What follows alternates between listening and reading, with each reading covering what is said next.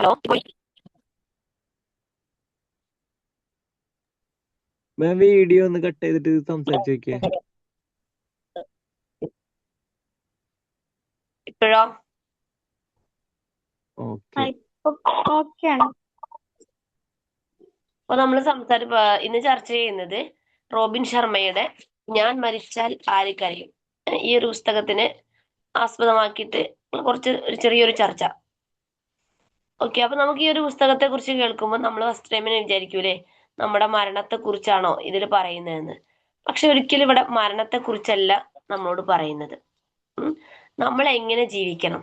അപ്പൊ നമ്മൾ മരിച്ചു കഴിഞ്ഞാൽ ആരൊക്കെ നമ്മൾ ഓർക്കും. നമുക്കറിയാം ഒരുപാട് ആളുകൾ ഇപ്പോഴും എത്രയോ വർഷം മുൻപ് മരിച്ചുപോയ ഒരുപാട് ആളുകൾ ഇന്നും നമ്മളിൽ ജീവിച്ചിരിക്കുന്നുണ്ട്. അപ്പൊ കാരണം എന്താ, അവർ ചെയ്ത ഓരോ പ്രവൃത്തികളും അവര് ലോകത്തോട് കോൺട്രിബ്യൂട്ട് ചെയ്ത ഓരോ കാര്യങ്ങളുമാണ് അവരെ ഇന്നും ഈ ലോകത്ത് ജീവിപ്പിക്കുന്നത്. അതുപോലെ എങ്ങനെ നമ്മുടെ ലൈഫ് നമുക്ക് ഈ ഒരു ബേസിൽ കൊണ്ടുപോകാൻ പറ്റും എന്നതാണ് ഈ ഒരു പുസ്തകത്തിലൂടെ റോബിൻ ശർമ്മ നമ്മളോട് കൺവേ ചെയ്യുന്നത്. അപ്പം ഇതിലൂടെ റോബിൻ ശർമ്മ നമ്മളോട് ചോദിക്കുന്നത്, ഇന്ന് നിങ്ങളുടെ ജീവിതം അവസാനിച്ചാൽ നിങ്ങളെ ഓർത്ത് എത്ര ആത്മാർത്ഥമായിട്ട് കരയും. നമുക്കറിയാം ഏതൊരാൾ മരിച്ചു കഴിഞ്ഞാലും ഉടനെ ഒരൊറ്റ ടോക്ക് വരൂല്ലേ, എന്നാലും അവരൊരു നല്ലൊരാളായിരുന്നു എന്ന്. പക്ഷെ അത് ഉള്ളിന്റെ ഉള്ളിൽ നിന്ന് വരുന്ന ശരിക്കുള്ള ടോക്ക് ആയിരിക്കില്ല മിക്ക ആളുകളിലും. ആ ഒരു സമയത്ത് ഉണ്ടാകുന്ന ഒരു സിമ്പതി കൊണ്ട് വരുന്നതായിരിക്കും. പക്ഷെ ഒരു യാഥാർത്ഥ്യമായിട്ട് അതിനെ പറയണമെന്നുണ്ടെങ്കിൽ നമ്മുടെ ലൈഫ് അങ്ങനെ ഒരു രീതിയിലായിരിക്കണം നമ്മൾ കൊണ്ടുപോകേണ്ടത്. അപ്പൊ ഈ ഒരു ചോദ്യം നമ്മുടെ സമ്പത്തിന് നമ്മുടെ സ്തംഭത്തിനല്ല ഇവിടെ സ്ഥാനം വരുന്നത്. നാം എത്ര മനുഷ്യരുടെ ഹൃദയത്തില് സ്നേഹവും അതുപോലെ നന്മയും വിതച്ചു എന്നതാണ് നമുക്ക് ഇതിലൂടെ ഈ ഒരു എത്ര ആളുകൾ നമ്മുടെ മനസ്സിൽ അവര് നമ്മളോട് നന്ദി പറയാൻ കടപ്പെട്ടിരിക്കുന്ന എത്ര ആളുകളുണ്ട്, അവരുടെ മനസ്സിൽ നിന്നായിരിക്കും അങ്ങനെ ഒരു നല്ലൊരു ഓർമ്മ ഉണ്ടായിരിക്കാം. ഓക്കെ, ഇനി നമ്മുടെ ജീവിതത്തിന്റെ യഥാർത്ഥ വിജയം. അപ്പൊ ഈ ഒരു ബുക്കിന് ഓരോരോ യൂണിറ്റുകളാണ്. ഓരോ യൂണിറ്റിലും 101 യൂണിറ്റ് ആണ്. അപ്പൊ ഓരോ യൂണിറ്റിലും ഓരോരോ ടോപ്പിക്സ് ആണ് നമ്മൾക്ക് തരുന്നത്. ഓരോരോ പോയിന്റ്സ് നമ്മുടെ ലൈഫിൽ നമ്മൾ അപ്ലൈ ചെയ്യേണ്ട ഓരോ പോയിന്റ്സ് ആണ് നമുക്ക് കിട്ടുന്നത്. അപ്പൊ ആദ്യം പറയുന്നത് ജീവിതത്തിന്റെ യഥാർത്ഥ വിജയം. അപ്പൊ നമുക്കറിയാം നമ്മൾ ഓരോരുത്തരും നല്ല ജോലി വാങ്ങുന്നു, നമ്മളെ നല്ല ഏർണിങ്സ് ഉണ്ടാക്കുന്നു ഒക്കെ ഉണ്ട് അല്ലെ. നല്ല പ്രശസ്തി ഉണ്ടാവും, എല്ലാം നമുക്ക് ഉണ്ടായിരിക്കും. അപ്പൊ സമ്പത്തും പ്രശസ്തിയും നേടുന്നത് ഒക്കെ നമ്മുടെ ലൈഫിലെ സക്സസ് തന്നെയാണ്. അതോടൊപ്പം നമ്മൾക്ക് എന്ത് ചെയ്യണം, നല്ല സ്വഭാവം, നല്ല ബന്ധങ്ങള്, ഒരുപാട് നല്ല ഓർമ്മകള്. ഇതൊക്കെ നല്ല ഓർമ്മകൾ എന്ന് പറയുന്നത് മറ്റുള്ളവരുടെ മനസ്സിൽ നമ്മളെ കുറിച്ച് നല്ല ഓർമ്മകൾ ഉണ്ടായിരിക്കണം. ഇതായിരിക്കണം നമ്മുടെ ഒരു യഥാർത്ഥ വിജയം എന്നുള്ളത്. അപ്പൊ ജീവിതത്തിന്റെ അവസാനം ആളുകൾ ഓർക്കുമ്പോൾ നമ്മുടെ ബാങ്ക് ബാലൻസ് അല്ല അവരാരും നോക്കുക അല്ലെ. നമ്മൾ എങ്ങനെ അവരോട് ട്രീറ്റ് ചെയ്തു, ഏത് രീതിയിൽ നമ്മൾ ജീവിച്ച സമയത്ത് അവർക്കോട് നമ്മൾ എങ്ങനെയൊക്കെ ട്രീറ്റ് ചെയ്തു, ഏത് രീതിയിലാണ് ഓരോ സാഹചര്യങ്ങൾ വന്ന സമയത്തും നമ്മൾ പെരുമാറിയിട്ടുള്ളത് എന്നുള്ള രീതിയിലുള്ള കാര്യങ്ങളായിരിക്കും ഓരോ മനുഷ്യരും നമ്മളെ കുറിച്ച് ഓർക്കുന്നുണ്ടാവുക. അപ്പോൾ നമുക്ക് ലൈഫിൽ എപ്പോഴും എന്തായിരിക്കില്ല, കുറെ ബാങ്ക് ബാലൻസും ഒരുപാട് പ്രശസ്തിയുള്ള ആളാണെങ്കിലും നമ്മളോട് ഏറ്റവും അടുത്ത അല്ലെങ്കിൽ കടപ്പെട്ട ആളുകളും നമ്മളുമായിട്ട് ബന്ധപ്പെട്ട ആളുകളുമായിട്ട് നമ്മൾ ഏത് രീതിയിൽ കമ്മ്യൂണിക്കേറ്റ് ചെയ്തു, ഏത് രീതിയിൽ ഓരോ ആളുകളെ നമ്മൾ ട്രീറ്റ് ചെയ്തു എന്നും കൂടെയാണ് നമ്മൾ എപ്പോഴും നോക്കേണ്ടത്. ഓക്കെ, പിന്നെ നമ്മൾ ഓരോ ദിവസവും ഓരോ ദിവസവും നമ്മൾ തുടങ്ങുമ്പോഴും ഇത് നമ്മുടെ ജീവിതത്തിന്റെ അവസാന ദിവസമാണെന്ന് കരുതി ജീവിക്കാം. നമ്മൾ ഓരോരുത്തരും പറയാറുണ്ട്, ഓരോ ദിവസവും നമ്മൾ തുടങ്ങുമ്പോഴും ഇത് നമ്മുടെ അവസാനത്തെ ദിവസമാണ്. അപ്പൊ നമ്മൾ നാളെ മരിക്കുമെന്നൊരു വിശ്വാസം ഉണ്ടെങ്കിൽ നമ്മൾ ഇന്നത്തെ ദിവസം നമ്മൾ എന്ത് ചെയ്യും, നന്നായിട്ട് കൊണ്ടുപോകാൻ പറ്റും അല്ലെ.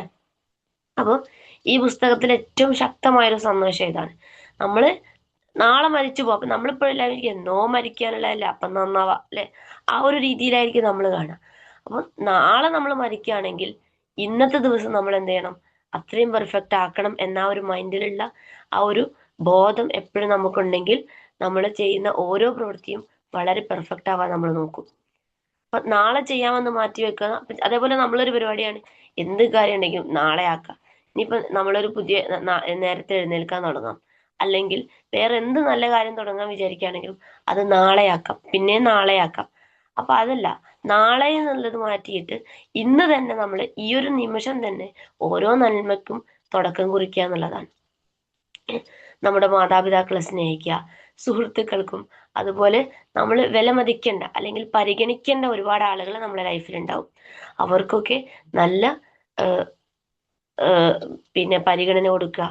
നമുക്ക് കിട്ടുന്ന ഓരോ ഉപകാരങ്ങൾക്കും നന്ദി പറയുക.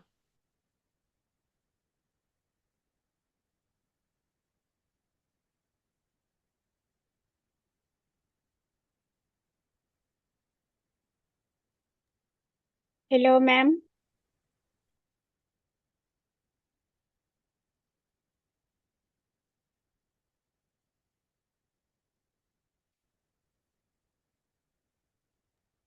ഓക്കെ, അപ്പൊ നമ്മുടെ ഓരോ ഉപകാരങ്ങൾക്കും നമ്മൾ നന്ദി പറയാം. അപ്പൊ നമുക്കൊക്കെ ഇഷ്ടംപോലെ ആളുകൾക്ക് ഉപകാരം കിട്ടും, പക്ഷെ ആ കിട്ടുന്ന സമയം അത് ഓർമ്മയുണ്ടാകും, കുറച്ച് സമയം മറന്നു പോവാം. അതല്ല, അത് കിട്ടുന്ന സമയത്ത് നമ്മൾ ആ സമയം തന്നെ നമുക്ക് അതിന് എത്രത്തോളം നമുക്ക് അത് ഉപകാരപ്പെട്ടു എന്നുള്ളത് അവരിലോട്ട് നമ്മൾ പറയുമ്പോൾ അവർക്ക് ഉണ്ടാവുന്ന ഒരു സന്തോഷം ഉണ്ടാവും, അല്ലെ? അപ്പൊ ഓരോരുത്തർക്കും നമുക്ക് നമ്മൾ എത്രത്തോളം ഹാപ്പി ആക്കാൻ പറ്റും ആ ഒരു രീതിയിൽ അവരെ നമ്മൾ കാണാം. ഓക്കെ, പിന്നെ നമ്മള് ടൈം ടൈം മാനേജ്മെന്റും ഇതൊക്കെയാണ് ഒരു ചാപ്റ്ററിൽ അവിടെ നന്നായിട്ട് ഡിസ്കസ് ചെയ്യുന്നത്. അപ്പം സമയം എന്നുള്ളത് നമുക്ക് ഏറ്റവും വലിയൊരു സമ്പത്താണ്. പണം നഷ്ടപ്പെട്ടാൽ നമുക്ക് എങ്ങനെയെങ്കിലും നമുക്ക് അതിനെ തിരികെ പിടിക്കാൻ പറ്റും, അല്ലെ?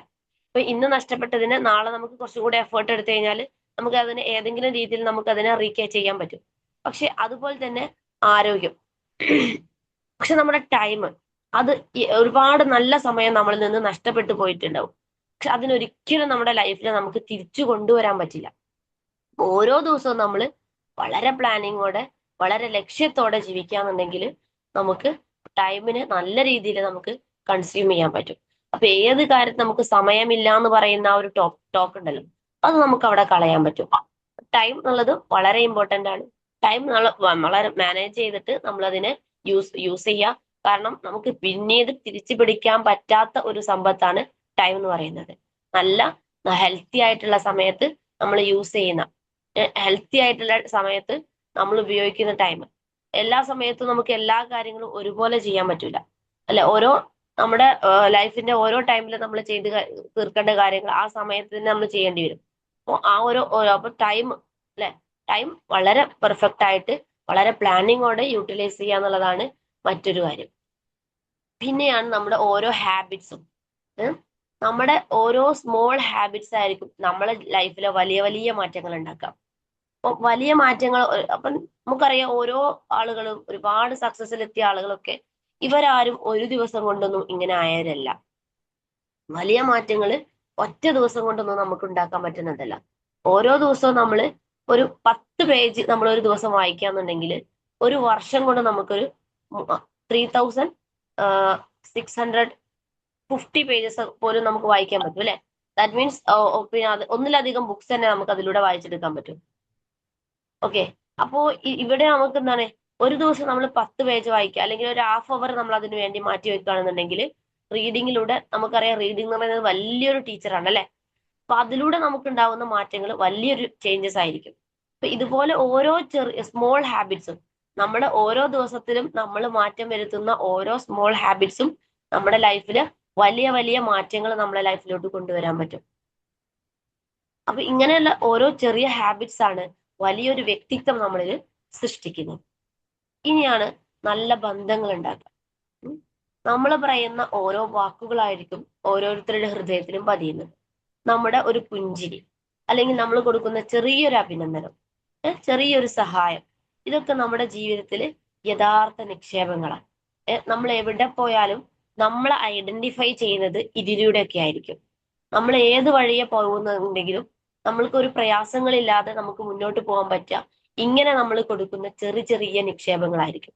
ചില സമയത്ത് ഉണ്ടാവുന്ന ചെറിയൊരു സ്മൈലിംഗ്, അല്ലെങ്കിൽ ഇപ്പൊ നമ്മുടെ സ്റ്റുഡൻസ് ആണെങ്കിലും നമ്മുടെ വീട്ടിലുള്ളവരാണെങ്കിലും ആരാണെങ്കിലും ചെറിയൊരു കാര്യത്തിന് പോലും അവരെ നമ്മളൊന്ന് പുറത്ത് തട്ടി അഭിനന്ദിക്കാന്നുണ്ടെങ്കിൽ അവർക്ക് കിട്ടുന്ന ആ ഒരു സന്തോഷം അവർ ചിലപ്പോൾ അവരുടെ ലൈഫിൽ എന്നും അത് ഓർത്തിരിക്കാം. അതുപോലെ തന്നെയാണ് നമ്മളുടെ സഹായങ്ങൾ. ചില സമയത്ത് ചില ആളുകൾക്ക് അത് പറയാൻ മടിച്ചു നിൽക്കുന്ന സമയത്ത് നമ്മൾ അങ്ങോട്ട് കണ്ടറിഞ്ഞ് ചെയ്തു കൊടുക്കുന്ന സഹായങ്ങൾ ആരും അവരുടെ ലൈഫിൽ ഒരിക്കലും മറക്കൂല. അപ്പൊ ഇങ്ങനെ നമ്മൾ കൊടുക്കുന്ന ചെറിയ ചെറിയ ഓരോ വിത്ത് പാകി വെച്ചാൽ അവരെന്ത് ചെയ്യും? ഏത് സമയത്തും നമ്മളെ കുറിച്ച് അവർ ഓർക്കും. നമ്മൾ ഏത് വഴിയിലൂടെ നമ്മൾ പോയിട്ടുണ്ടെങ്കിലും നമ്മളെ ഹെൽപ്പ് ചെയ്യാൻ ആരെങ്കിലും നമ്മളെ കാത്തിരിക്കുന്നുണ്ടായിരിക്കും. പിന്നെയാണ് നമ്മൾ സ്വയം മെച്ചപ്പെടുത്തുക, നമ്മുടെ സെൽഫ് ഇംപ്രൂവ്മെന്റ്. നമ്മൾക്ക് ഓരോ ദിവസവും മാറ്റങ്ങൾ ഉണ്ടായിക്കൊണ്ടേയിരിക്കണം. ഇന്നത്തെ നമ്മളായിരിക്കരുത് നാളത്തെ നമ്മൾ. ഇന്ന് നമ്മൾ ചെയ്തതിനേക്കാളും ഒരു പടി മുന്നിലായിരിക്കണം നാളെ നമ്മൾ ഉണ്ടായിരിക്കണ്ടേ. അപ്പൊ ഇന്നലത്തെ നിങ്ങളെക്കാൾ ഇന്ന് നല്ല ആളാവാനുള്ള, ചിലപ്പോൾ ഈ കഴിഞ്ഞു പോയ സമയം നമുക്ക് ഒരുപാട് നഷ്ടങ്ങളും പ്രയാസങ്ങളും അല്ലെങ്കിൽ ഒരുപാട് കാര്യങ്ങൾ നമുക്ക് ഉണ്ടായിരിക്കാം. പക്ഷെ അതിൽ നിന്ന് മാറി നമുക്ക് വരാനിരിക്കുന്ന ഓരോ ദിവസത്തെയും നമുക്ക് മാറ്റപ്പെടുത്താൻ പറ്റണം. ഇന്ന് നമ്മൾ ഓരോ ദിവസവും നമ്മളെ വിലയിരുത്തണം. ഈ ദിവസം കഴിഞ്ഞു കഴിഞ്ഞാല് നാളെ നമ്മൾ ആരായിരിക്കണം നമ്മൾ ഇന്ന് തന്നെ പ്ലാൻ ചെയ്യാം. ആ ദിവസവും നമ്മൾ ഇന്നത്തേക്കാളും കൂടുതൽ മാറിയിട്ടുണ്ടെന്ന് നമുക്ക് ഓരോ ദിവസവും ബോധ്യം വരുത്തുക. അപ്പൊ സെൽഫ് ഇംപ്രൂവ്മെന്റ്, അതുപോലെ തന്നെ സെൽഫ് ഇവാലുവേഷൻ, ഇതെല്ലാം വളരെ ഇമ്പോർട്ടന്റ് ആണ്. അപ്പൊ പിന്നെ ഒരു കാര്യമുള്ളത്, നമുക്കൊക്കെ അറിയാം, നമ്മൾ മറ്റുള്ളവരുമായിട്ട് ഒരുപാട് നമ്മൾ കോമ്പറ്റേറ്റ് ചെയ്യും അല്ലെ. അവരുമായിട്ട് കമ്പയർ ചെയ്യും. ഞാൻ അവരെ പോലെ ആയില്ലല്ലോ, എനിക്ക് അവരെ പോലെ ആവാൻ പറ്റിയില്ലല്ലോ, എന്റെ ലൈഫിൽ ഒരുപാട് വേദന വന്നല്ലോ, അങ്ങനെ കുറെ പ്രശ്നങ്ങൾ നമുക്കുണ്ടാവും. പക്ഷെ മറ്റുള്ളവരുമായിട്ട് നമ്മൾ കമ്പയർ ചെയ്യാതെ നമ്മളുടെ ഓരോ നമ്മളുടെ ഓരോ ഇന്നലകളുമായിട്ടാണ് നമ്മൾ മത്സരിക്കേണ്ടത്. ഇന്നലത്തെ ഇന്ന് ഞാൻ ആവാൻ പാടില്ല. അതിൽ നിന്നും ഒരു പടി മുന്നോട്ടായിരിക്കണം ഇന്നത്തെ. ആ ഒരു റിയാലിറ്റിയിലൂടെയാണ് നമ്മൾ ലൈഫ് കൊണ്ടുപോകേണ്ടത്. പിന്നെയാണ് നമുക്ക് ഫെയിലിയർ. നമുക്ക് എല്ലാവർക്കും ഉള്ള പ്രശ്നമാണ് ഏതൊരു കാര്യത്തിന് ഇറങ്ങുമ്പോഴും ഫെയിലിയർ. അതൊരു ഭയങ്കര ഒരു പേടിയാണ് എല്ലാവർക്കും അല്ലെ. ഞാൻ പരാജയപ്പെടുമെന്നുള്ളത്. എന്ത് കാര്യം തുടങ്ങുമ്പോഴും ഉണ്ടാവുന്ന ഒരു പ്രശ്നമാണ് നമുക്ക് ഫെയിലിയർ വരുമോ, നമ്മൾ പരാജയപ്പെട്ടു പോവോ എന്നുള്ളത്. അപ്പം പരാജയം എന്നുള്ളത് ഒരു കാര്യത്തിന്റെയും അവസാനമല്ല, അതൊരു ഓരോ പാഠങ്ങളാ. ഇന്ന് നമ്മൾ ഫെയിലിയർ ആയിട്ടുണ്ടെങ്കിൽ നമ്മൾ എന്തുകൊണ്ട് ഫെയിലിയർ ആയി, അതിൽ നിന്ന് നമ്മൾ പഠിച്ചെടുത്തിട്ട് നാളെ അതിലും വലിയൊരു സക്സസ്സിൽ നമുക്ക് എത്താൻ വേണ്ടിയിട്ടായിരിക്കാം ഇന്നത്തെ ഒരു ഫെയിലിയർ നമുക്ക് ഉണ്ടായിട്ടുള്ളതെന്ന റിയാലിറ്റി നമ്മൾ മനസ്സിലാക്കുകയാണ് വേണ്ടത്. ഒരിക്കലും പരാജയം ആരെയും എവിടെയും തളർത്തിയിട്ടുണ്ടാവും, പക്ഷെ ആരും പരാജയം കൊണ്ട് എവിടെയും അവസാനിച്ചിട്ടില്ല. അവിടെ നിന്ന് തുടങ്ങിയ ഒരുപാട് ആളുകൾ ഇന്ന് വലിയ സക്സസ്സിൽ എത്തിയിട്ടുണ്ട്. അപ്പൊ ഓരോ പരാജയവും നമ്മളെ കൂടുതൽ ശക്തരാക്കാനുള്ളതാണ്. ഓരോ പരാജയം വരുമ്പോഴും നമ്മുടെ മനസ്സത് കൂടുതൽ അതിനെ അക്സെപ്റ്റ് ചെയ്യണം. അതിൽ കുറച്ചും കൂടെ നമ്മൾ എന്ത് ചെയ്യണം, ബോൾഡ് ആവും. അങ്ങനെ വരുന്ന ഓരോ പരാജയം അക്സെപ്റ്റ് ചെയ്യാനുള്ള കഴിവ് കൂടെ നമ്മൾ അതിലൂടെ വളർത്തിയെടുക്കുക. അപ്പൊ പരാജയത്തെ നമ്മൾ ഒരിക്കലും പേടിക്കരുത്. ഒന്നുകിൽ പരാജയം ഉണ്ടായിരിക്കും, അല്ലെങ്കിൽ സക്സസ്. ഫെയിലിയർ ഓർ സക്സസ്, അത് ഏതെങ്കിലും ഒന്ന് നടക്കും, അത് ഷുവറാ. പക്ഷെ അതൊന്നിനും അവസാനമല്ല. അതിലൂടെ നമുക്ക് കിട്ടുന്ന പാഠങ്ങള് വലിയ വിജയത്തിലേക്ക് നമ്മളെ എത്തിക്കാൻ വേണ്ടിയിട്ട് നമ്മളത് യൂട്ടിലൈസ് ചെയ്യാം. പിന്നെയാണ് നന്ദിയുള്ളൊരു മനസ്സ്. നമുക്കില്ലാത്ത കാര്യങ്ങളൊക്കെ നമ്മൾ എപ്പോഴും ഓർക്കും അല്ലെ. അതില് നമുക്കില്ലാത്ത കാര്യങ്ങളും ഇപ്പൊ ദൈവത്തിനോടാണെങ്കിൽ എപ്പോഴും നമ്മൾ പറയുന്നത് ഇല്ലാത്ത കാര്യങ്ങളെ കുറിച്ച് സങ്കടം പറയും. പക്ഷെ ഉള്ളതിനെ കുറിച്ച് നമ്മൾ എന്ത് ചെയ്യും, വളരെ മൈന്യൂട്ടായിട്ട് ചെറിയ കാര്യങ്ങളാണെങ്കിൽ പോലും ആ കിട്ടിയതിനെ കുറിച്ച് നമ്മൾ എപ്പോഴും സന്തോഷിക്കണം. ഒരിക്കലും നമുക്ക് കിട്ടാത്തതിനെ കുറിച്ച് അതിന് പിന്നാലെ പോവാ, അതിനെ സങ്കടപ്പെടുക, എന്നിട്ട് വെറുതെ നമ്മുടെ മനസ്സും ശരീരവും നഷ്ടപ്പെടും. അതിന് പുറമെ ഉള്ള കാര്യങ്ങളിൽ നമ്മൾ സന്തോഷിക്കാം. ഓരോ ദിവസവും നമ്മൾ 3 കാര്യങ്ങൾക്ക് നന്ദി പറയുന്ന ശീലം നമ്മൾ വളർത്തിയെടുക്കാം. നന്ദിയുള്ള മനസ്സ് സന്തോഷമുള്ള ജീവിതത്തിന്റെ രഹസ്യമാണ്. അപ്പൊ എപ്പോഴും നമ്മൾ നന്ദി പറഞ്ഞുകൊണ്ടേയിരിക്കുമ്പോഴായിരിക്കും നമ്മുടെ ജീവിതത്തിൽ ഹാപ്പിനെസ് ഉണ്ടാവുക. അതിലൂടെ നമുക്കൊരു ഗ്രാറ്റിറ്റ്യൂഡ് ഉണ്ടാവും. അപ്പൊ അത് നമ്മൾക്ക് പിന്നെ നമ്മുടെ ഉള്ളിലെ ഓരോ പോസിറ്റീവ് തോട്ട്സ് നമുക്ക് ക്രിയേറ്റ് ചെയ്യാൻ പറ്റും. നമുക്ക് അതുപോലെ തന്നെ ഒരുപാട് ഹാപ്പിനെസ് നമുക്ക് ഫീൽ ചെയ്യാൻ പറ്റും. പിന്നെയാണ് നമ്മൾക്ക് പറ്റാവുന്ന രീതിയിൽ മറ്റുള്ളവരുടെ ലൈഫിൽ നമ്മൾ ചെറിയൊരു വെളിച്ചം പകരാൻ നമുക്ക് സാധിക്കണം. അപ്പൊ നാം ജീവിച്ചത് കൊണ്ട് മറ്റൊരാളെ നമുക്ക് മാറ്റിയെടുക്കാം മാത്രമല്ല, നമ്മുടെ ജീവിതം അർത്ഥവത്താക്കിയിട്ട് നമുക്ക് കൊണ്ടുപോകാനും പറ്റണം. അപ്പൊ നമ്മുടെ ജീവിതം കൊണ്ട് നമുക്ക് ഒരുപാട് മാറ്റങ്ങൾ വരാൻ പറ്റും. അതുപോലെ നമ്മളെ മാതൃകയാക്കിയിട്ട് നമുക്ക് എന്ത് ചെയ്യാം, മറ്റുള്ള ലൈഫിലും മാറ്റങ്ങൾ കൊണ്ടുവരുത്താൻ വേണ്ടിയിട്ട് നമുക്ക് ശ്രമിക്കാം. ഇപ്പൊ ഒരു വിദ്യാർത്ഥിക്ക് അറിവ് നൽകുക, അതുപോലെ തന്നെ പ്രയാസമുള്ള ഒരാളെ നമ്മൾ ആശ്വസിപ്പിക്കുക, പിന്നെ ഏതെങ്കിലും പ്രയാസപ്പെടുന്ന കുടുംബങ്ങളെ നമ്മൾ സഹായിക്കുക. ഇങ്ങനെയൊക്കെ ചെറിയ ചെറിയ ഓരോ കാര്യങ്ങൾ നമ്മൾ ചെയ്യുന്നതിലൂടെ യഥാർത്ഥ വിജയത്തിൽ നമുക്ക് എത്താൻ പറ്റും. പിന്നെ ഇപ്പൊ നമ്മൾ പ്രയാസപ്പെടുന്ന ആളുകളെ ഒരു ചെറിയൊരു 5 മിനിറ്റ് ഒക്കെ നമ്മൾ അവർക്ക് വേണ്ടി സ്പെൻഡ് ചെയ്താൽ തന്നെ മാറുന്ന ഒരുപാട് ആളുകൾ ഉണ്ടാവും. അപ്പൊ അങ്ങനത്തെ ആളുകൾക്ക് നമ്മൾ കുറച്ച് സമയം കണ്ടെത്തുക, അവർക്ക് അവരെ ട്രീറ്റ് ചെയ്യാൻ നോക്കുക. അപ്പൊ ചിലപ്പോ അവര് കിട്ടാത്ത ആ ഒരു അവർക്ക് എവിടെ നിന്നും കിട്ടിയാത്ത ഒരു സംഭവമായിരിക്കും നമ്മളിലൂടെ അവർക്ക് ക്രിയേറ്റ് ചെയ്യുന്നുണ്ടാവുക. ചിലപ്പോ എല്ലാം കൊണ്ടും എന്താ പറയാ, എല്ലാം ആരും ഇല്ലാതെ ഒറ്റപ്പെട്ടെന്ന ഒരു ഫീലിങ്ങിലൊക്കെ നിൽക്കുന്ന ആളുകൾക്ക് നമ്മൾ ചെറിയതായിട്ട് കൊടുക്കുന്ന ചെറിയൊരു സ്റ്റോക്ക് അല്ലെങ്കിൽ ഒരു ചെറിയൊരു സംസാരമൊക്കെ ഇതിലൂടെ അവരെ നമുക്ക് ഒരുപാട് മാറ്റിയെടുക്കാൻ പറ്റും. അപ്പൊ നമ്മുടെ ലൈഫിൽ ഉണ്ടാവുന്ന മാറ്റത്തിലൂടെ മറ്റുള്ളവരിൽ നമ്മൾ ചെറിയ രീതിയിൽ വെളിച്ചമാവാൻ നോക്കുക. അവർക്ക് നമ്മൾ നമ്മളും അവരൊരു കൂട്ടിന് ആളുണ്ടെന്ന ഒരു തോന്നൽ അവരിൽ നമുക്ക് ക്രിയേറ്റ് ചെയ്യാൻ പറ്റും. അങ്ങനെ നമ്മുടെ ലൈഫിൽ നമുക്ക് അതിലൂടെ എന്ത് ചെയ്യാം, നമ്മൾ ഒരു ഹാപ്പിനെസ് ക്രിയേറ്റ് ചെയ്യാൻ വേണ്ടിയിട്ട് ശ്രമിക്കാം. ഇതിങ്ങനെയൊക്കെയുള്ള കാര്യങ്ങളാണ് ഈ പുസ്തകത്തിന്റെ ഓരോ അധ്യായത്തിലൂടെയും നമ്മളോട് കൺവേ ചെയ്യുന്നത്. ഇപ്പോൾ വിദ്യാർത്ഥികള്, അധ്യാപകര്, മാതാപിതാക്കള്, ഇങ്ങനെ സംരംഭകര്, ഇങ്ങനെ ജീവിതത്തിൽ മാറ്റം കൊണ്ടുവരാൻ ആഗ്രഹിക്കുന്ന ഓരോരുത്തരും വായിച്ചിരിക്കേണ്ട ഒരു നല്ലൊരു പുസ്തകം തന്നെയാണ് റോബിൻ ശർമ്മയുടെ ഈ ഒരു നാം മരിച്ചാൽ ആര് കരയും എന്നത്.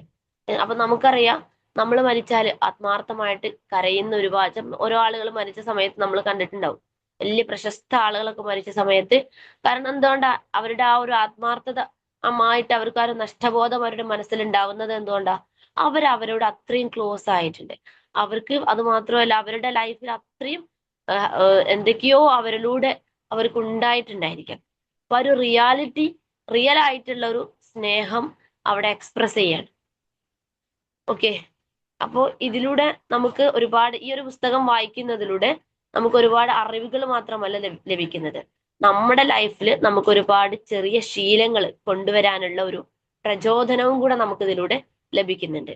ജീവിതം എത്ര നീണ്ടു നിന്ന് എന്നതിലല്ല, ജീവിതം നമ്മൾ എത്ര മനോഹരമായി ജീവിച്ചു എന്നത്. വളരെ കുറഞ്ഞ സമയമാണെങ്കിൽ പോലും ആ ഒരു ഉള്ള സമയം നമ്മൾ അത് എങ്ങനെ ജീവിച്ചു, എത്രത്തോളം സന്തോഷത്തോടെ ജീവിച്ചു, എത്രത്തോളം നമ്മൾ മറ്റുള്ളവർക്ക് ഉപകാരപ്പെട്ടു, അതിലാണ് നമ്മൾ ഇമ്പോർട്ടൻസ് കൊടുക്കേണ്ടത്. ഒരുപാട് കാലം നമ്മൾ ജീവിച്ചു എന്നതിലല്ല, വളരെ കുറഞ്ഞ സമയത്തിലും ആണെങ്കിൽ ഇപ്പൊ നമുക്കറിയാം, ഒരുപാട് കുറച്ചു കാലം ജീവിച്ചു പോയ ഒരുപാട് ആളുകളുണ്ട്. അവരൊക്കെ ലൈഫിൽ വളരെ കുറഞ്ഞ സമയം കൊണ്ട് ഒരുപാട് നല്ല പ്രവൃത്തികൾ ചെയ്ത് നമ്മുടെ ഫാമിലിയിലാണെങ്കിലും നമ്മുടെ കമ്മ്യൂണിറ്റിയിലാണെങ്കിലും ഒരുപാട് ആളുകൾ നമുക്കറിയാൻ പറ്റും. അപ്പൊ ഇവരൊക്കെ കുറഞ്ഞ സമയം കൊണ്ട് നമുക്ക് തന്ന ആ ഒരു നല്ല അനുഭവങ്ങളാണ് നമ്മളുടെ മനസ്സിൽ അവർ എന്നും ജീവിക്കുന്നത്. ഓക്കെ, അപ്പൊ ജീവിതം നമ്മൾ അത്ര മനോഹരമായിട്ട് ജീവിച്ചു എന്നതിൽ നമ്മൾ മാത്രമല്ല, ഓരോരുത്തർക്കും നമ്മൾ എത്രത്തോളം വിലമതിപ്പിക്കപ്പെട്ടു എന്നുള്ളതും കൂടെയാണ് നമ്മൾ നോക്കേണ്ടത്.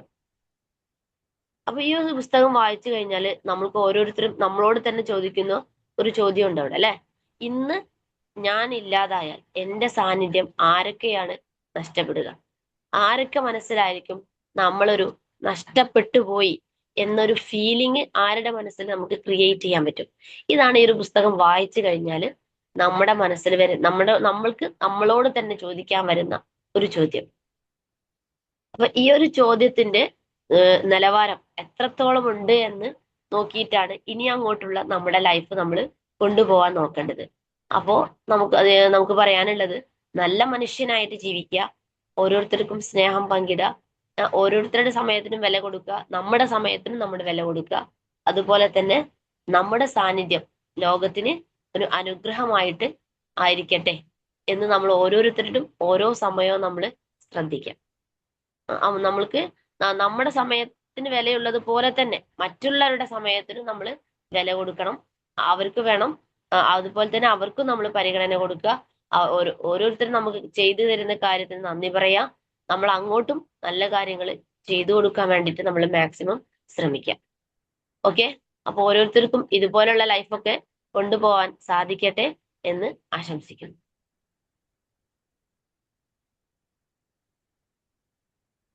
ഹലോ,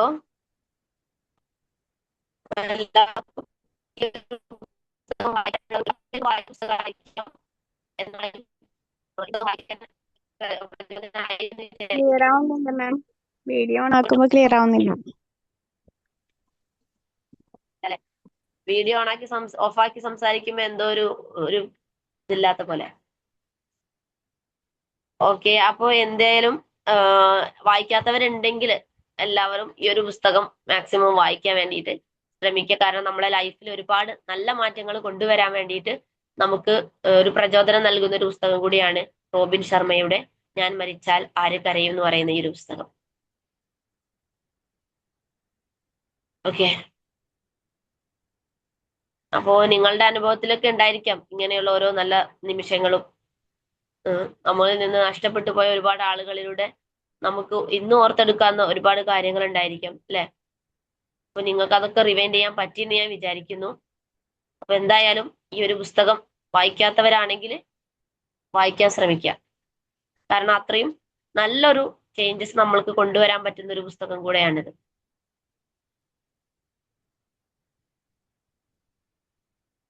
ഓക്കെ, അപ്പോ ഇനി നിങ്ങൾക്ക് ആർക്കെങ്കിലും എന്തെങ്കിലുമൊക്കെ അഭിപ്രായങ്ങൾ ഉണ്ടെങ്കിൽ അതിൽ ഇതുമായിട്ട് ബന്ധപ്പെട്ട് കൂടുതൽ കാര്യങ്ങൾ പറയാനുണ്ടെങ്കിൽ ഓക്കെ, നമുക്ക് ചർച്ച ചെയ്യാം.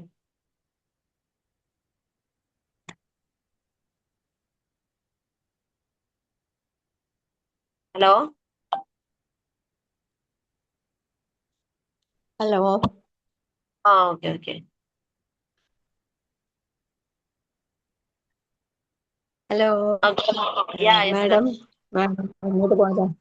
മാഡം പറഞ്ഞതുപോലെ തന്നെ നമ്മൾ ഇന്ന് സന്തോഷമായിട്ട് ജീവിക്കണമെങ്കിൽ നമ്മൾക്ക് കിട്ടിയ അനുഗ്രഹങ്ങളിൽ നമ്മൾ നന്ദിയുള്ളവരായിരിക്കണം. നമ്മൾക്ക് ഇത്രയും ഉണ്ടല്ലോ എന്ന് വിചാരിക്കുക. എന്തുമാത്രം ആൾക്കാർക്ക് അതും കൂടി ഇല്ലാത്ത ആൾക്കാരുണ്ട്. അവരെ പ്രതി നമ്മൾ ചിന്തിക്കുക. അപ്പോൾ നമ്മൾ ഇപ്പൊ നമുക്കൊരു ജീവിതത്തിലെ എന്ന് പറഞ്ഞ ഒരു 99% ദൈവം നല്ലത് മാത്രമേ തരുള്ളൂ. അതിൽ നമ്മൾ സന്തോഷം കണ്ടെത്തുക. അല്ലാതെ ഇല്ലാത്തതിനെ കുറിച്ച് പിറുപിറുത്തോണ്ടിരുന്നാൽ നമ്മുടെ ഉള്ളത് കൂടി ഇല്ലാതെയായി പോകും. അത് പറഞ്ഞല്ലോ, ഉള്ളവനെ വീണ്ടും വീണ്ടും കൊടുക്കപ്പെടും, ഇല്ലാത്തവന്റെ ഉള്ളത് കൂടി എടുക്കപ്പെടും എന്ന് പറഞ്ഞ് കേട്ടിട്ടില്ലേ? അതുപോലെ നമുക്ക് നന്ദി ഉണ്ടെങ്കിൽ വീണ്ടും വീണ്ടും വീണ്ടും വീണ്ടും നമുക്ക് കിട്ടിക്കൊണ്ടിരിക്കും നമുക്ക് അനുഗ്രഹങ്ങള്. അതുപോലെ നന്ദി ഇല്ലെങ്കിൽ അതുപോലെ തന്നെ നമ്മുടെ കിട്ടിയ അനുഗ്രഹങ്ങളെല്ലാം തിരിച്ചെടുക്കപ്പെടും. അതാണ് നമ്മൾ മനസ്സിലാക്കേണ്ടത്. അപ്പോൾ നമുക്ക് നമ്മൾ സന്തോഷമായിട്ടിരുന്ന നമ്മുടെ ചുറ്റുപാടുള്ളവരും സന്തോഷമാവും എന്ന് പറയാം. ഇന്നലെ പറഞ്ഞ പോലെ ഒരു സ്മൈല്, നമ്മൾ ഒരാൾക്ക് ഒന്നും കൊടുക്കാനില്ല ഒരു സ്മൈല് കൊടുക്കുകയാണെങ്കിൽ അവരും സന്തോഷമാവുമല്ലോ. അപ്പൊ നമുക്ക് ചെയ്യാവുന്ന സൽക്കർമ്മങ്ങൾ ചെയ്ത് നമ്മൾ ജീവിക്കുക, അതാണ് ചെയ്യേണ്ടത്. ഏതായാലും നല്ല ക്ലാസ് കേട്ടോ മാഡം. നന്ദി നന്ദി നന്ദി നന്ദി.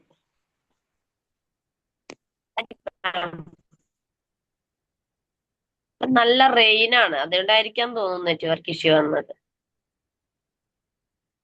അതെ അതെ, നെറ്റ്വർക്ക് ഇഷ്യൂ ഉണ്ട് എനിക്ക്. അതാ ഞാൻ വീഡിയോ ഓണാക്കാതിരുന്നത്. നല്ല റെയിൻ ആണ്, ഹെവി റെയിൻ ആണ് തോന്നുന്നു, അതുകൊണ്ടായിരിക്കാം നെറ്റ്വർക്ക് പ്രശ്നം വന്നത്.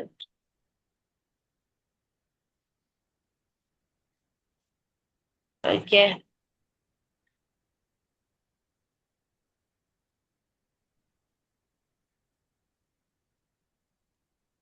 Good morning ma'am. Good morning Abbas. നല്ല സെഷൻ ആയിരുന്നു. ഈ പറഞ്ഞ പോലെ വീഡിയോയുടെ ഒരു പ്രശ്നം മാത്രം ഉണ്ടായിരുന്നു. ബാക്കിയൊക്കെ നല്ലൊരു ഫ്ലോയിലായിരുന്നു ക്ലാസ് ആയിരുന്നത്. നമ്മളെ ലൈഫിൽ എല്ലാവർക്കും ഇത് കണക്ട് ചെയ്യാൻ പറ്റുന്ന ഒരു സബ്ജക്റ്റുമാണ്. ഒരാളെ പോലും സഹായിക്കാത്തതും നമ്മ സഹായിച്ചവരിൽ നിന്നില്ലാതെ നമുക്ക് ഒരുപാട് സഹായങ്ങൾ നമ്മൾ പെട്ടെന്ന് സ്റ്റക്കായി നിൽക്കുന്ന സമയത്ത് നമ്മളെ സഹായിക്കാനായിട്ട് നമ്മൾ സഹായിച്ചവരായിരിക്കൂല വരുന്നത്. അപ്പൊ അതുകൊണ്ട് നമ്മൾ സഹായിക്കുമ്പോ ആരെങ്കിലും എന്തെങ്കിലും ഒരു നന്മ ചെയ്യുന്നുണ്ടെങ്കിൽ ഒന്നും പ്രതീക്ഷിക്കാതെ ചെയ്യാം. അപ്പോ ദൈവം നമ്മളെ സഹായിക്കാനായിട്ട് 10 പേരെ വേറെ എവിടെന്നെങ്കിലും സെറ്റ് ചെയ്ത് വെച്ചിട്ടുണ്ടാവും എന്നുള്ളതാണ്. എനിവേ, നല്ല session. Thank you ma'am. Thank you.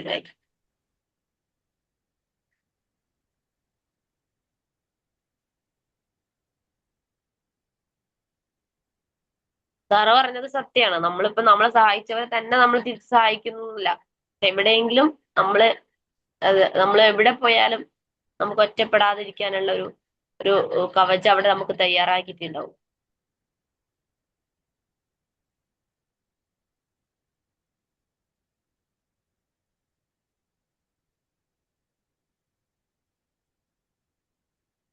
Thank you fuzzy മാം. നല്ല സെഷൻ ആയിരുന്നു കേട്ടാ. നല്ലൊരു റിമൈൻഡർ ആയിരുന്നു.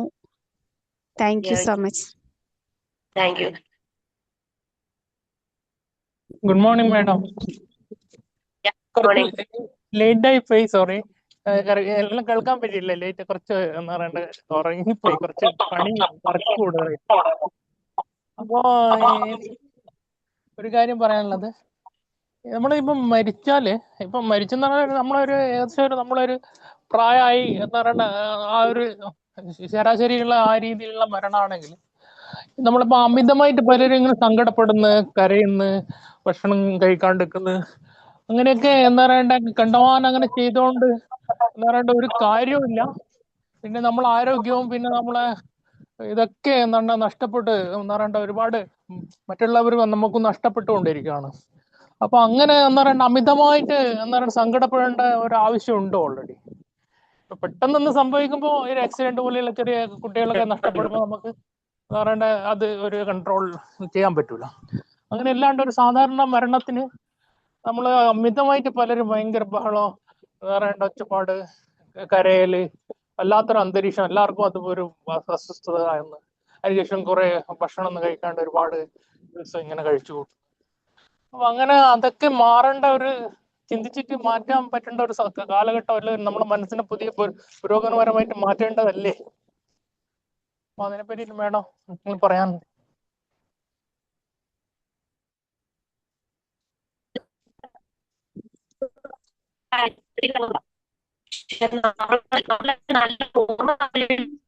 വോയിസ് ക്ലിയർ അല്ലട്ടാ ma'am. Fuzzy ma'am video off ആക്കിയിട്ട് പറയൂ. വോയിസ് അപ്പോ നമ്മൾക്ക് അതിലിപ്പോ നമുക്ക് പ്രത്യേകിച്ച് ഒരു ഇമ്പോർട്ടൻസ് ഒന്നുമില്ല. നമ്മളിപ്പോ ഒരാള് മരിച്ചു, ഒരുപാട് കരഞ്ഞു, അതിൽ നമുക്കും പ്രത്യേകിച്ച് ലാഭമില്ല, മരിച്ച ആൾക്കും പ്രത്യേകിച്ച് ലാഭമില്ല. പക്ഷെ അവരുടെ ആ ഒരു ആത്മാവിന് വേണ്ട നല്ല കാര്യങ്ങൾ നമ്മൾ ചെയ്തു കൊടുക്കുക, അതാണ് അതിവിടെ നമ്മൾ ചെയ്യേണ്ട കാര്യങ്ങൾ. അവരുടെ ആത്മാവിന് വേണ്ട ഒരു നല്ല കാര്യങ്ങൾ ചെയ്തു കൊടുക്കാൻ നമ്മൾ ചെയ്യേണ്ടത്. അപ്പൊ ഇതിലൂടെ ഇപ്പൊ നമ്മൾ ഉദ്ദേശിക്കുന്നതെന്ന് വെച്ചാൽ നമ്മൾക്ക് വേണ്ടി കരയാൻ ഒരുപാട് ആളുകൾ നമ്മൾ ക്രിയേറ്റ് ചെയ്യാന്നുള്ളതല്ല, നമ്മളെ കുറിച്ചൊരു നല്ല ഓർമ്മ, അതല്ലെങ്കിൽ നമ്മള് മറ്റുള്ളവരിൽ നല്ലവരായിട്ട് ജീവിക്കാനുള്ള ഒരു പ്രചോദനമാണ് നമുക്ക് തരുന്നത്. അപ്പൊ നമുക്ക് തന്നെ അറിയാലോ, നമ്മുടെ ലൈഫിൽ നിന്ന് നഷ്ടപ്പെട്ട ഒരുപാട് ആളുകളിൽ നിന്ന് നമ്മൾ നല്ല രീതിയിൽ ഓർക്കുന്നത് കൊണ്ടാ, അവര് നമുക്ക് തന്ന ഒരുപാട് നല്ല ഓർമ്മകൾ ഉള്ളത് കൊണ്ടാണ്. പക്ഷെ എന്ന് കരുതി നമ്മൾ അവർക്ക് വേണ്ടി അവർ നഷ്ടപ്പെട്ടു പോയി കഴിഞ്ഞു, ആ യാഥാർത്ഥ്യം മനസ്സിലാക്കുക, അവരുടെ ആത്മാവിന് നല്ലത് ചെയ്യാൻ വേണ്ടിയിട്ടും അവർക്ക് വേണ്ടി നല്ല പ്രാർത്ഥനകൾ, ഇതൊക്കെയാണ് നമ്മൾ ചെയ്യേണ്ടത്. പക്ഷെ ഒരിക്കലും നമ്മൾ അങ്ങനെ ഒരുപാട് പ്രശ്നം ഉണ്ടാക്കി, ബഹളം ഉണ്ടാക്കി, സാറ് പറഞ്ഞ പോലെ തന്നെ മറ്റുള്ളവരെ ബുദ്ധിമുട്ടാക്കി, ഒരുപാട് ചില ആളുകൾക്ക് ചിലരുടെ ഇമോഷൻസ് കൺട്രോൾ ചെയ്യാൻ പറ്റില്ല എന്ന് വരാം. പക്ഷെ അത് വലിയൊരു അന്തരീക്ഷം സൃഷ്ടിക്കേണ്ട ആവശ്യമൊന്നും അവിടെ ഇല്ല. അത് നമുക്ക് ആ ഒരു റിയാലിറ്റിയെ മനസ്സിലാക്കി ഇനി മുന്നോട്ട് പോവാന്നുള്ളതാണ് അവിടെ ചെയ്യേണ്ടത്. മാക്സിമം അവരുടെ ഇനി അങ്ങോട്ടുള്ള ലൈഫിന് വേണ്ട, ആത്മാവിന് വേണ്ട കാര്യങ്ങൾ ചെയ്തു കൊടുക്കാം, അതാണ് നമ്മൾ ചെയ്യേണ്ടത്.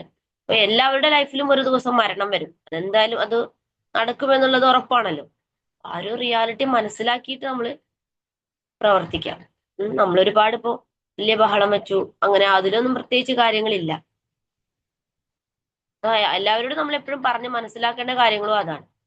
ഇമോഷൻസ് ചില ആളുകൾക്ക് വളരെ ആളുകൾക്ക് ചിലപ്പം കൺട്രോൾ ചെയ്യാൻ പറ്റില്ല, ചിലർക്ക് അത് വേറെ രീതിയിലൊക്കെ എഫക്ട് ചെയ്യുന്ന ആളുകളൊക്കെ ഉണ്ടായിരിക്കാം. പക്ഷെ അത് എല്ലാവർക്കും അങ്ങനെ വലിയൊരു പ്രശ്നത്തിന്റെ ആവശ്യമൊന്നും അവിടെ ഇല്ല.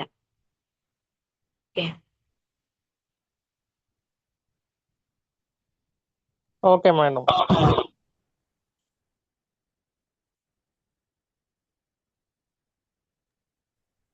പിന്നെ നമ്മൾ മരിക്കുമ്പോ നമ്മൾ മരിച്ചു കഴിയുമ്പോൾ മറ്റുള്ളവര് നമ്മൾക്ക് വേണ്ടി പ്രാർത്ഥിക്കണം അങ്ങനെ വിചാരിക്കാൻ പറ്റില്ല. പക്ഷെ നമ്മൾ നല്ലത് ചെയ്ത് കഴിഞ്ഞാല് മറ്റുള്ളവരുടെ മനസ്സിൽ നമ്മൾക്ക് വേണ്ടിയിട്ടുള്ള പ്രാർത്ഥന ഉണ്ടാവും. അത് അങ്ങനെ വരും. പ്രാർത്ഥനക്ക് ഒരു ആത്മാർത്ഥത ഉണ്ടാവും. അതെ അതെ. അല്ല, പ്രാർത്ഥനയും മറ്റുള്ള കാര്യങ്ങളൊക്കെ ഉണ്ടായിക്കോട്ടെ, അത് വേണ്ടെന്ന് ഞാൻ പറയുന്നില്ല. പക്ഷെ നമ്മളിപ്പോ ഒരു മരണ വീട്ടിലുള്ള അന്തരീക്ഷം, പിന്നെ ഒരുപാട് സമയം ഭക്ഷണമൊക്കെ കഴിക്കാണ്ട് ഇപ്പൊ അവരുടെ ആരോഗ്യം എന്ന് പറയണ്ട നഷ്ടപ്പെടുത്തുക, ഇതൊക്കെ നമ്മൾ എന്താ പറയണ്ട ഒരു എന്താ പറയാ നെഗറ്റീവായിട്ടുള്ള കാര്യമായിട്ടാണ് എനിക്ക് തോന്നുന്നത്. എന്താ പറയുക, ഭക്ഷണം കഴിക്കാൻ പറ്റാണ്ടോ, പക്ഷെ അങ്ങനെ ഒരു ചിന്ത, മരണം എന്നുള്ള ഒരു സബ്ജക്റ്റും കൂടി നമ്മൾ പഠിക്കണം. എന്ന് പറയണ്ട എല്ലാ കാര്യങ്ങളും നമ്മുടെ ആരോഗ്യം, നമ്മുടെ എന്താ പറയണ്ട എഡ്യൂക്കേഷൻ, എല്ലാ കാര്യങ്ങളും മരണം നമ്മുടെ ജീവിതത്തിലെ ഒരു ഭാഗമാണ്. എല്ലാവർക്കും ആ ഒരു മരണം എന്നുള്ള ഒരു പ്രക്രിയ ഉണ്ടല്ലോ ഓൾറെഡി. അപ്പൊ അത് ഏറ്റവും നല്ല എന്താ പറയണ്ട പ്രാർത്ഥനയൊക്കെ നല്ല തന്നെയാണ്. അത് തന്നെ വേണ്ടി ജീവിതത്തിന് ശേഷം മരണത്തിന് ശേഷം എന്താണ് എന്ന് നമുക്ക് വ്യക്തമായിട്ട് ഒന്നും അറിയില്ല. അപ്പം എന്തായാലും ആ ഒരു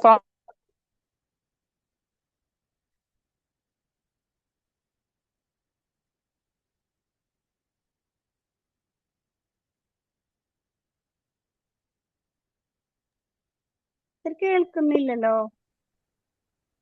ഓ, എനിക്ക് മാത്രമാണെന്ന് വിചാരിച്ചു. കേട്ടില്ല പറഞ്ഞത്. പിന്നെ നമ്മൾ ആദ്യമേ തന്നെ അങ്ങനെയാണ് ശീലിച്ച് വന്നേക്കണത്. ഇപ്പൊ ആരെങ്കിലും മരിച്ചു കഴിഞ്ഞാൽ പിന്നെ അന്ന് കുറെ നേരത്തേക്ക് ഭക്ഷണമൊന്നും കഴിക്കൂല. അപ്പൊ ആ ഒരു തന്നെ ഇപ്പോഴും എന്തേലും ഭക്ഷണം കഴിച്ചു കഴിഞ്ഞാൽ മറ്റുള്ളവർ എന്ത് വിചാരിക്കും, അങ്ങനെ ഒരു ഇതുണ്ടാവും. ഒരു മിനിറ്റ്, പ്രദീപ് സാറ് കേൾക്കുന്നുണ്ടോന്ന് അറിയില്ല കേട്ടാ. അതായത് നമ്മളുടെ ലൈഫ് മൊത്തത്തില് നമ്മുടെ ബോഡി നമ്മുടെ ഇമോഷനുമായിട്ട് ഒരു അഡ്ജസ്റ്റ്മെന്റിലാണ് പോയിക്കൊണ്ടിരിക്കുന്നത്. ഇപ്പോ നമ്മളുടെ വേണ്ടപ്പെട്ടവര് നമ്മുടെ ഫാമിലിയിൽ നിന്ന് മരിച്ചു പോയി കഴിഞ്ഞാൽ, നമ്മളിപ്പോ വേറൊരാള് മരിച്ച വീട്ടിലേക്ക് നമ്മൾ പോകുമ്പോൾ നമ്മൾ ഓട്ടോമാറ്റിക്കായിട്ട് കരയാറില്ല. നമ്മള് ചിലപ്പോൾ വേണ്ടപ്പെട്ട ഒരാളായാലും നമ്മളെ അയൽവാസിയൊക്കെ ആണെങ്കിലും നമ്മൾ ജസ്റ്റ് ഒന്ന് കണ്ടിട്ട് തിരിച്ചു പോരുക ചെയ്യുക. അതായത് നമ്മളുടെ അത്രയും ക്ലോസ്ഡ് ആയിട്ടുള്ള ആരെങ്കിലും നമ്മളിൽ നിന്ന് വേർപെടുമ്പോഴാണ് നമ്മളുടെ ഇമോഷൻ നമുക്ക് വർക്ക് ചെയ്യണത്. അവിടെ നമുക്ക് ചിലപ്പോ ആ സമയത്ത് ഫുഡിന്റെ ഒന്നും ആവശ്യം വരൂല.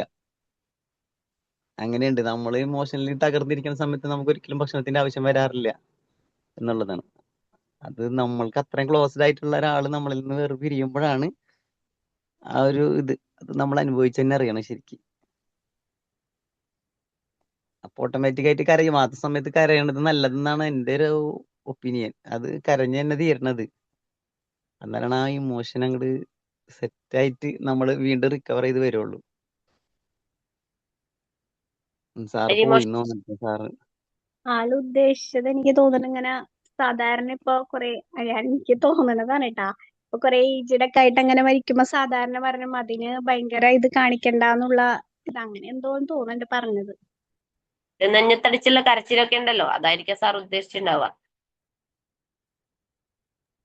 അത് ഓരോരുത്തരുടെയും ഇമോഷൻ പലതരത്തിലാണല്ലോ. ഇപ്പൊ നമുക്ക് അങ്ങനെ കൃത്യമായിട്ട് പറയാൻ പറ്റില്ല. അതായത് അതിനനുസരിച്ച് അല്ലേ, ശരിയല്ലേ? ആണ്. തീർച്ചയായിട്ടും എനിക്ക് ഞാനും അതിനോട് എനിക്ക് ചിലപ്പോ കുറച്ച് കൺട്രോൾ ഉണ്ടാവും. ചിലപ്പോ എന്റെ അത്ര കൺട്രോൾ ഇല്ലാത്ത ഒരാളായിരിക്കും വേറെ ഉള്ളത്. അതൊന്നും പറയാൻ അതെ. പറ്റില്ല. കാരണം നമ്മുടെ വീട്ടിൽ നിന്ന് ഒരു 90 ഏജ് ആയിട്ടുള്ള ഒരാൾ മരണപ്പെട്ടു എന്ന് കരുതാം. ഒരുപക്ഷെ നമുക്കൊരു 35-40 ആയിരിക്കും. ഒരു അതെ 20-25 വർഷം മുമ്പ് അവരുടെ ആരോഗ്യവും അവരുടെ നമുക്കുള്ള ഒരു സംരക്ഷണം, കെയറിങ്, ഇതൊക്കെ നമ്മളിങ്ങനെ നമ്മുടെ ആ ഒരു സമയത്തുള്ള ബ്രെയിനിലേക്ക് ഇങ്ങനെ വരും. ആ ഓർമ്മകളാണ് ശരിക്കും നമ്മുടെ ഇമോഷൻസ് ആയിട്ട് മാറുന്നത്.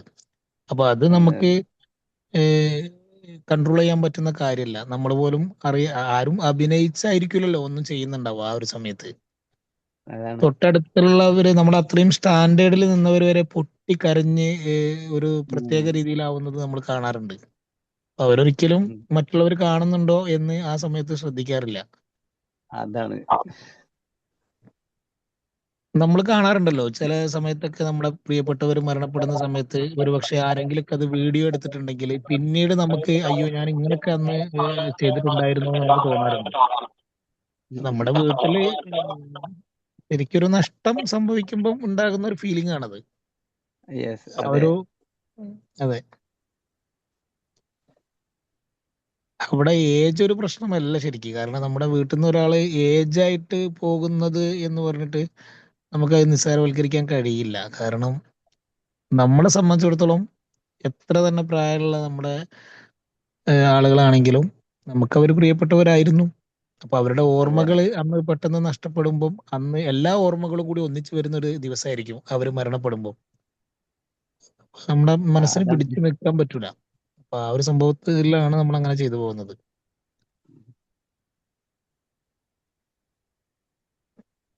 അതെ, ആളെന്തായാലും എന്താ ഉദ്ദേശിച്ചത് മനസ്സിലായിട്ടില്ല.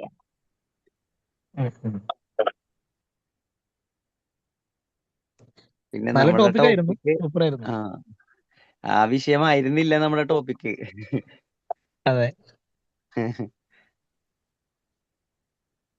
ഞാൻ മരിച്ചാൽ ആര് കരയും? നിങ്ങൾ ആരെങ്കിലും കരയോ? ഞാൻ മരിച്ചാൽ ആര് കരയും അല്ലേ? ഞാൻ സ്റ്റാർട്ടിങ്ങിൽ ഉണ്ടായിട്ടില്ല കേട്ടോ, സോറി. അതായത് അതാണ് ഞാൻ ബുക്കിന്റെ മരിച്ചാൽ പേര്. ആര് കരയും എന്ന് ചോദിച്ചു കഴിഞ്ഞാല് അത് അതാണ് നമ്മളാണ് നമ്മുടെ ബുക്കിന്റെ ശരിക്കും. പേര്. Good morning. Who will cry when I die എന്ന് പറയുന്ന ബുക്കിനെ കുറിച്ചായിരുന്നു ടോപ്പിക്. ആ അതെ. അതുകൊണ്ട് ഉദ്ദേശിക്കുന്നത് നമ്മള് മരിച്ചാല് ആരെങ്കിലും കരയാൻ റെഡിയാക്കി നിർത്തണം എന്നല്ലല്ലോ. അത്രത്തോളം അതല്ലായിരുന്നു. ഉള്ള റിലേഷൻസ് അതാണ് ഞാൻ നമ്മൾ പറഞ്ഞത്. ഉണ്ടാക്കി വെക്കുക എന്നുള്ളത് മാത്രമാണ്. അതെ അതെ പക്ഷെ ആ സാറ് ക്ലാസ് കേട്ടിട്ടില്ല, അതായിരുന്നു ഇങ്ങനെ ഇത് ടോക്ക് വന്നത്. അതിനകത്ത് കരയണം എന്നൊന്നുമല്ല പറയുന്നത്. ആ കരയാൻ മാത്രം ബന്ധങ്ങൾ അത്രത്തോളം അതെ അല്ലേ, അത്രത്തോളം ബന്ധങ്ങൾ നമ്മൾ ഉണ്ടാക്കി. ക്രിയേറ്റ് ചെയ്യാൻ നമ്മളിപ്പോ നഷ്ടപ്പെട്ടു പോയാല് അത്രയും വിലപ്പെട്ട ഒരു സംഭവം മറ്റുള്ളവരുടെ ലൈഫിൽ നിന്ന് പോയി എന്നുള്ള രീതിയിലായിരിക്കണം നമ്മുടെ അതെ ലൈഫ് അതെ ക്രിയേറ്റ് അതെ ചെയ്യുന്നത്. അതാണ് ഉദ്ദേശിക്കുന്നത്. ഒരു ഓക്കെ വിലപ്പെട്ട നഷ്ടപ്പെട്ടാൽ നമുക്കൊരു പെയിൻ ഉണ്ടാവുമല്ലോ. അങ്ങനെ ഒരു സംഭവം ആയിരിക്കണം നമ്മുടെ ലൈഫിൽ. അതാണ് അതിന്റെ റിയാലിറ്റി. സാറേ എനിക്ക് തോന്നുന്നു സ്റ്റാർട്ടിങ് കേട്ടിട്ടുണ്ടായിരിക്കില്ല എന്നുള്ളത്. അപ്പൊ ആ ബുക്കിന്റെ തുടക്കത്തിലേ പറയുന്നുണ്ട് നമ്മളെ മരണം എങ്ങനെ എന്നുള്ളതല്ല ഈ ഒരു ബുക്കിൽ പറയുന്നത്. അതില് എന്താ പറയാ പറയണത് നമ്മുടെ ലൈഫ് എങ്ങനെ ആയിരിക്കണം എന്നുള്ളതാണ്. മരിക്കുന്ന മുൻപ് നമ്മുടെ ലൈഫ് എങ്ങനെ ആയിരിക്കണം. അതെ, ആ അതാണ് ബുക്ക് മരണത്തെ കുറിച്ചേ അല്ല, ബുക്ക് നമ്മൾ എങ്ങനെ ജീവിക്കുന്നു എന്നുള്ളതാണ്. നമ്മൾ മരണപ്പെട്ടാൽ വേറെ ഉള്ളവർക്ക് ഒരു വോയിഡ് ആയിട്ട് മാറുന്നുണ്ടോ, അതോ നമ്മൾ മരണപ്പെട്ടാൽ ആർക്കും ഒരു പ്രശ്നമില്ലേ എന്നുള്ളത് മാത്രമാണ്. അതെ, ആ അങ്ങനെ ഒരു രൂപത്തിൽ നമ്മൾ പേര്. ജീവിക്കുന്നുണ്ടോ അതെ, ആ എന്നുള്ളത്. പേര് അങ്ങനെ കൊടുത്തതായിരിക്കും, കുറച്ചും കൂടെ ഒരു ഇതിന് വേണ്ടിയിട്ട് ആ ഒരു പേര് അങ്ങനെ വന്നതായിരിക്കാം. ഇപ്പോഴാണല്ലോ നമ്മൾ അതിനെ കുറിച്ച് ചിന്തിക്കുന്നല്ലേ. നമ്മളാണെങ്കിൽ ഇപ്പോഴും ഞാൻ ശരിക്കും പറഞ്ഞാൽ ആ ബുക്ക് വായിച്ചപ്പോ തന്നെ ചിന്തിച്ചേ. നമ്മളിങ്ങനെ നമുക്ക് തന്നെ ഒരു ചിന്ത വരുമല്ലോ. ഇപ്പൊ നമ്മൾ മരിച്ചു പോയാൽ ഇപ്പൊ ഇവിടെ നമ്മൾ എന്തെങ്കിലും ഇവിടെ ബാക്കി വെച്ചാലല്ലേ നമ്മളെ കുറിച്ച് ഓർക്ക് അവിടെ എന്തെങ്കിലും ഉണ്ടാവുള്ളൂ അല്ലെ. അല്ലെങ്കിൽ ഇപ്പൊ സാധാ ഒരാളെ പോലെ നമ്മളെന്നും രാവിലെ എഴുന്നേൽക്കുന്നു, നമ്മുടെ കാര്യങ്ങൾ ചെയ്യുന്നു, നമ്മൾ കിടന്നുറങ്ങണം, അങ്ങനെ കുറെ ദിവസം ജീവിച്ച് ഒരു ദിവസം നമ്മൾ അങ്ങോട്ട് മരിച്ചുപോയി. ഒരാൾ മരിച്ചു, കുറച്ച് ദിവസം നമ്മൾ ഓർക്കും, പിന്നെ ആരും നമ്മൾ ഓർക്കൂല. പക്ഷെ നമ്മൾ എന്തെങ്കിലും ഒരു വിലപ്പെട്ട ഒരു സംഭവം നമ്മൾ ക്രിയേറ്റ് ചെയ്താൽ മാത്രമേ നമ്മൾ ഓർക്കാൻ ആരെങ്കിലും ഒക്കെ ഉണ്ടാവുള്ളൂ. അതായത് നമ്മൾ മറ്റുള്ളവർക്ക് വേണ്ടിയിട്ട് അവർ ഓർമ്മിക്കുന്ന രീതിയിൽ എന്തെങ്കിലുമൊക്കെ ചെയ്തിരിക്കണം. സ്വന്തത്തിന് വേണ്ടി, അതായത് സെൽഫിഷ്, സ്വന്തത്തിന് വേണ്ടി മാത്രമല്ല മറ്റുള്ളവർക്കും കൂടി ചെയ്തിരിക്കണം. അപ്പൊ മറ്റുള്ളവരെ നമ്മൾ മരിച്ചാലും ഓർക്കും എന്നുള്ളതാണ്. അവരിലൂടെയുള്ള പ്രാർത്ഥനയും നമുക്ക് ഒരു ആത്മാർത്ഥ പ്രാർത്ഥന. മറ്റേത് എന്തായാലും മെക്കാനിക്കലായിട്ട് നടന്നു പോവുള്ളൂ. ഇന്നസെന്റ് ആയിട്ടുള്ള ഒരു പ്രയർ കിട്ടണം എന്നുണ്ടെങ്കിൽ നമ്മൾ അത് അവിടെ മനസ്സിൽ റിയൽ ആയിട്ട് നമ്മൾ ഉണ്ടായിരിക്കണം എന്നുള്ളത്.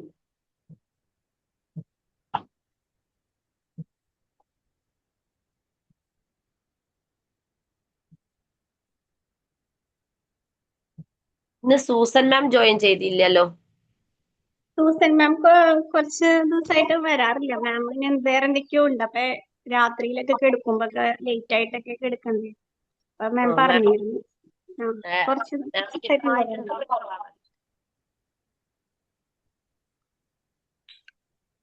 അപ്പൊ നമുക്ക് വൈൻഡപ്പ് ചെയ്യാല്ലേ എന്നാ മാം? ഓക്കെ. Thank you. ഫീഡ്ബാക്ക് പറഞ്ഞ എല്ലാവർക്കും താങ്ക് യു സോ മച്ച്.